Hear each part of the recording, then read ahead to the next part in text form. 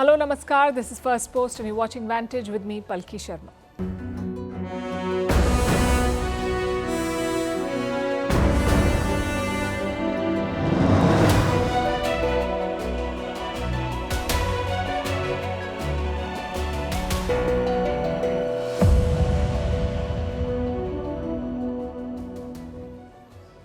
Russia is firing waves of missiles at Ukraine. Ukraine is targeting more Russian towns. A nuclear plant has been caught in the crossfire. The global nuclear watchdog is warning of another Chernobyl.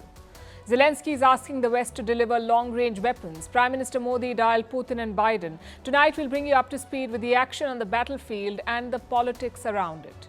In another part of the world, two rivals sit down for talks. China and the US. Jake Sullivan, the US National Security Advisor, has landed in Beijing. We'll look at the agenda and the back-channel efforts that led to this meeting. Meanwhile, the Western war on Chinese electric vehicles continues. Canada becomes the latest country to slap 100% tariffs on China-made EVs. In Kolkata, the government cracks down on protests over the rape and murder of a doctor. In Kerala, the top body of the film industry resigns over the systemic exploitation of women. In Australia, the government is capping the number of international students who can study in the country. Canada has already done this. What explains these moves and what does it mean for students who are looking to study abroad? In Libya, there are two rival governments. One of them has shut down the country's oil fields. We'll explain. In Pakistan, they're looking to AI to pick the cricket team. We're not making this up. And research shows what most of you probably already know. Thinking hurts. That and more coming up. The headlines first. Was there a bid to topple the Mohamed Muizzu government in the Maldives? The police launched a probe. Last week, the country's main commercial bank had reduced the foreign exchange spending allowed for Maldivians. The move had sparked widespread anger. President Muizzu called it an attempt to overthrow his government. The UAE seeks consular access to Telegram CEO Pavel Durov. Last Saturday, the Dubai-based tech chief was arrested in France. Durov has been accused of failing to curb the spread of illegal content on Telegram. The Kremlin has warned France against trying to intimidate the Russian-born billionaire. Chinese military stages live fire drills near the border with Myanmar. This follows recent bilateral talks on security in the area. Myanmar's junta has clashed often with the ethnic rebels in the northern Shan state. Beijing is a major ally and arms supplier to the junta, but it has also maintained ties with the ethnic armed groups.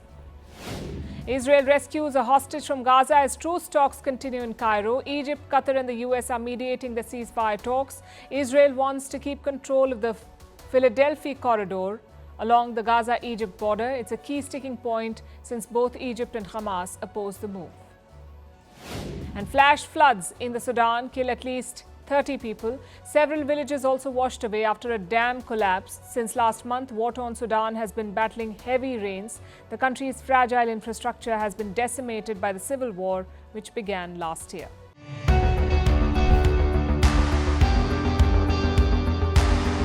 Across continents, one powerful news source.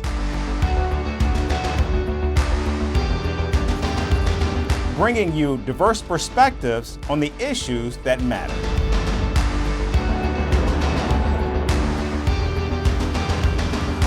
We go beyond the boundaries to give you that little extra about every sporting moment.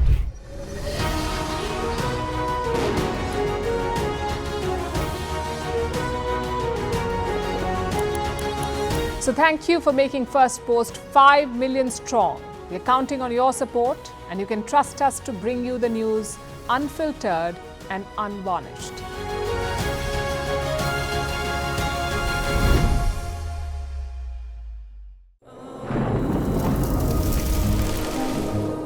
Climate change is on our doorstep.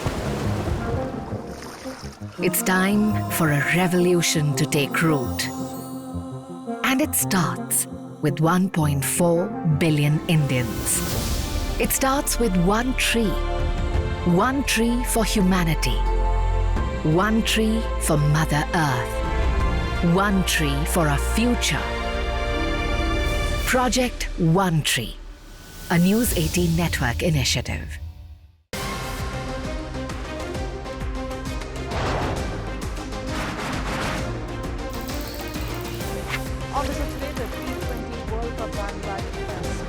loss to the West Indies.